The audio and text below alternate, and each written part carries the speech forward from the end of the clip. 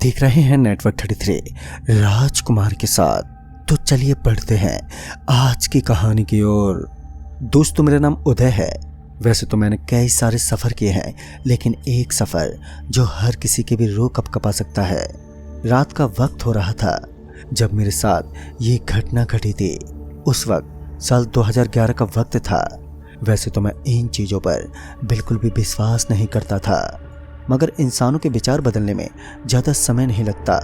एक दिन की बात है जब मुझे अपने पापा के साथ कहीं उनके काम के लिए जाना था। मेरे पापा का व्यापार था और मैं भी अपने पापा का काफ़ी अच्छी तरीके से हाथ बटाने में काम करता था। लेकिन फिर मुझे पता चला कि पापा का वहाँ जाना अब कैंसिल हो गया है, इसलिए मुझे अकेले ही रेलवे स्टेशन से ट्रेन पकड़ के निकलना होगा।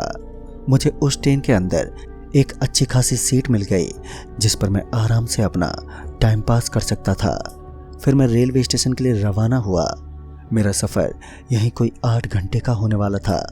अकेले के लिए ये सफ़र काफ़ी मुश्किल तो होने ही वाला था, क्योंकि मैंने इससे पहले अकेले कभी भी ट्रेन में सफ़र नहीं किया था। फिर मैं जाकर ट्रेन में बैठा। कुछ देर के बाद ट्रेन ने अपनी रफ्तार पकड़ ली। ट्रेन अब अपनी फुल स्पीड में आगे बढ़ ही रही थी कि कुछ देर के बाद ट्रेन एक स्टेशन पर रुकी।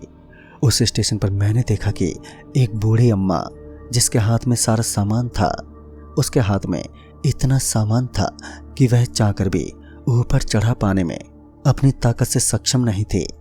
फिर मैं उसके पास गया और मैंने उसका सारा सामान ऊपर रख दिया। सच में वह काफ़ी भारी लग रहा था। फिर मैंने उस पर ज़्यादा ध्यान नहीं दिया और आकर अपनी सीट पर बैठ गया। अब धीरे धीरे यात्रियों की संख्या कम होने लगी। मेरी पूरी बोगी खाली होने लगी थी। चारों ओर अब बस एक सन्नाटा सा पसर गया था, मगर मैंने इन चीज़ों पर ज़्यादा ध्यान नहीं दिया, क्योंकि मेरा सफ़र अभी भी 5 घंटे का बाकी था।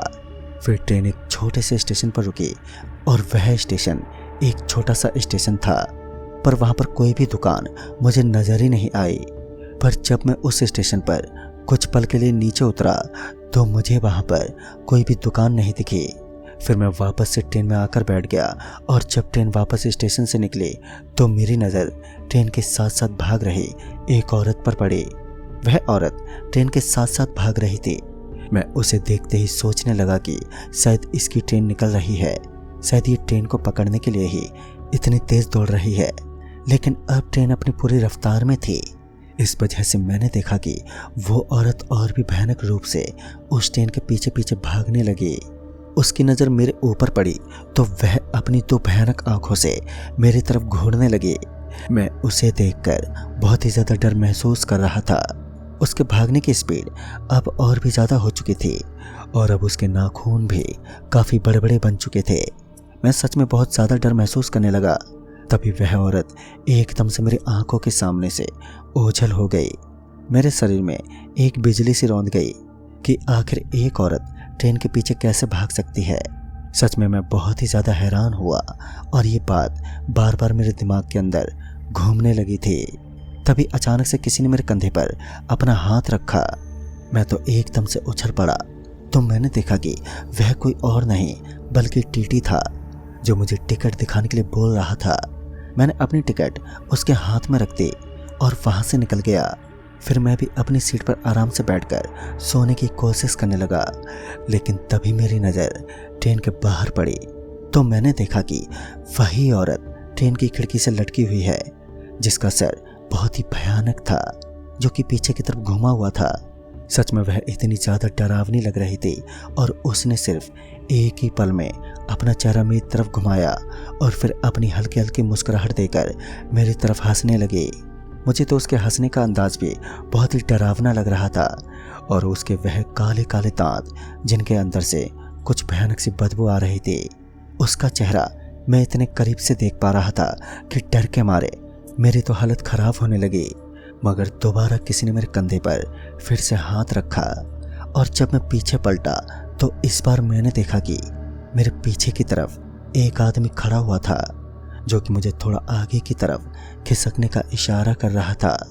मैं तो एक बार हैरानी की सीमा में डूब गया था, क्योंकि मैंने देखा कि वहाँ पर कुछ देर पहले कोई भी नहीं था। फिर ये आदमी अचानक ही कहां से इस ट्रेन में दाखिल हुआ। लेकिन बाद में मुझे लगा कि शायद ये आदमी दूसरी बोगी के दरवाजे से इस बोगी के अंदर दाखिल हुआ होगा। इतना सोचकर मैं तो अपनी सीट पर सोने की कोशिश करने लगा। तभी उस आदमी ने कुछ हलचल करना शुरू कर दिया। उसने कुछ किताब बाहर निकाली और उसे पढ़ने लगा। और जब मेरी नज़र उस किताब पर पड़ी तो मैंने देखा कि वह भूत प्रेत के बारे में पढ़ रहा था। मगर मैंने उस वक्त उस आदमी से बातचीत करना ठीक नहीं समझा। लेकिन तभी मेरी नज़र उस आदमी के हाथों पर पड़ी तो मैंने देखा कि उसके हाथों के नाखून काफ़ी बड़े बड़े और मैले लग रहे थे। उसके काले काले नाखूनों को देखकर मुझे कुछ समझ में नहीं आया, क्योंकि मुझे ऐसा महसूस हो रहा था कि मैंने इन नाखूनों को पहले भी कहीं देखा है, मगर मुझे याद ही नहीं आ रहा था कि मैंने आखिर इनको कहाँ देखा है। फिर मुझे नींद का एक झटका आ गया। फिर मेरी आंखें खुली तो मैंने देखा कि इस बार वह आदमी मेरी आंखों के सामने कहीं पर भी नजर ही नहीं आया। इसका मतलब साफ था कि शायद वह अब वहां से जा चुका था। लेकिन जब मैंने अपनी नजरें चारों तरफ घुमाई तो वह पहले तो मुझे वहां कहीं भी दिखा नहीं। मेरी नज़र सामने वाली सीट पर पड़ी तो मेरी सांसें एकदम से खड़ी हो गईं, क्योंकि मैंने देखा कि वह आदमी मेरे सामने वाली सीट पर अब बैठा हुआ था। लेकिन उस आदमी के हाल चाल अब कुछ अलग से महसूस हो रहे थे। और अब वह आदमी दोनों आंखों से लगातार मेरी आंखों में देख रहा था। लेकिन मैंने अपनी नज़रें किसी तरह उससे हटा ली और फिर कुछ पल के लिए अपनी सीट से खड़ा हुआ और थोड़ा इधर उधर टहलने की मैं कोशिश करने लगा। अभी मैं इधर उधर चक्कर मार ही रहा था कि मेरी नज़र ट्रेन में बैठी उस बूढ़ी औरत पर पड़ी, जिसको मैंने आज शाम के समय ट्रेन में बिठाया था। मैं कुछ देर के लिए उस बूढ़ी अम्मा के पास बैठ गया। फिर बाद में मैं वापस ही अपनी सीट पर आकर बैठ गया।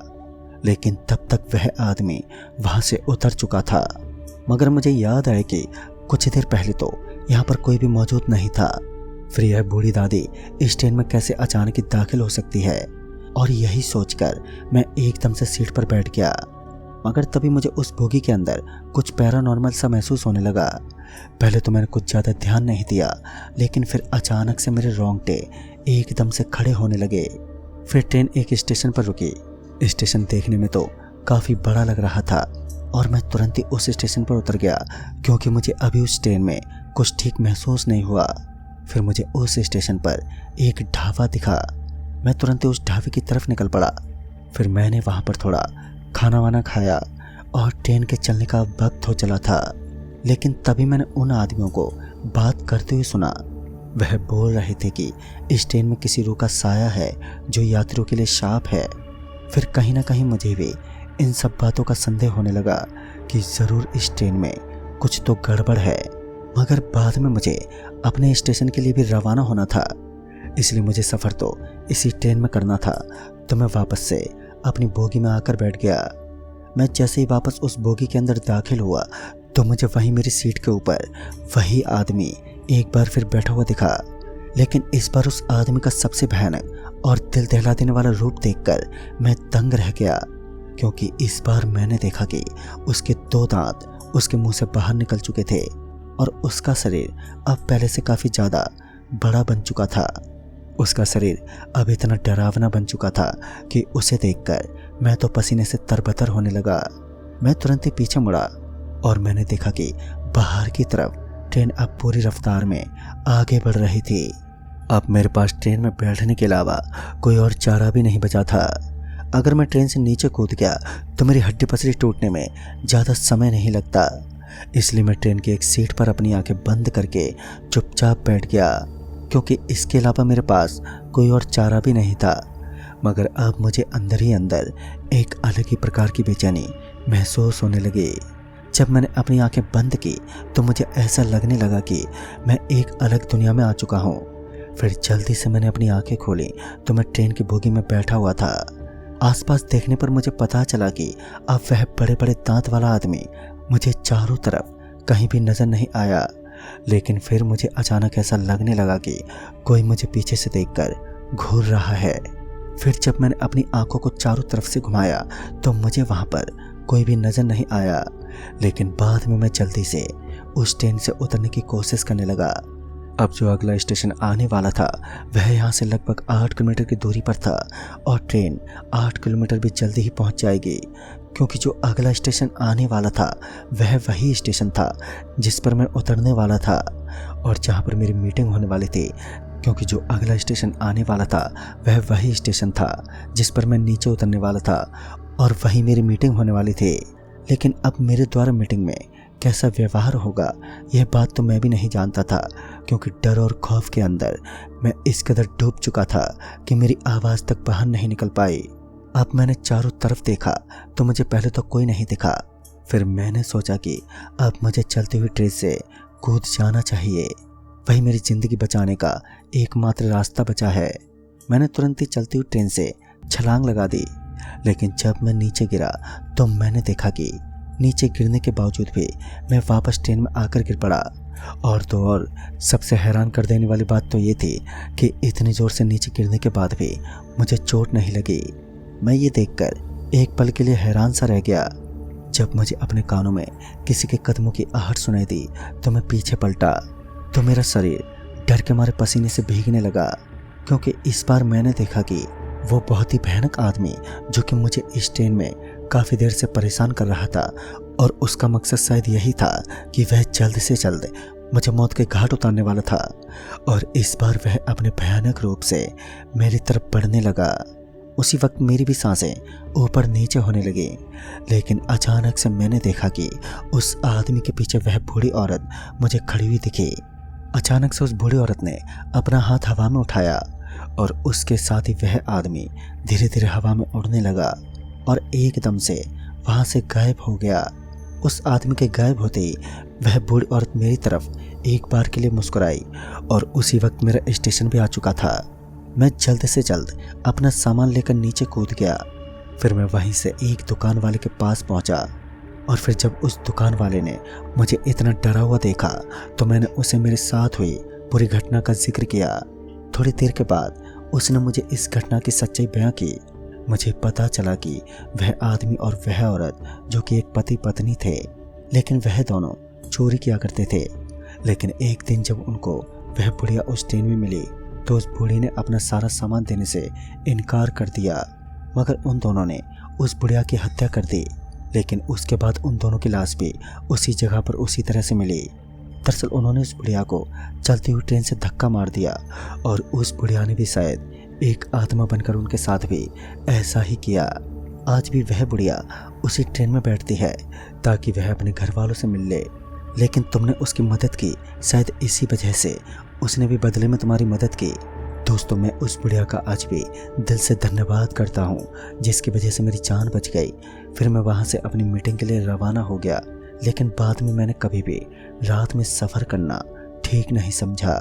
तो दोस्तों, इस कहानी में बस इतना ही। तब तक के लिए बाय एंड टेक केयर।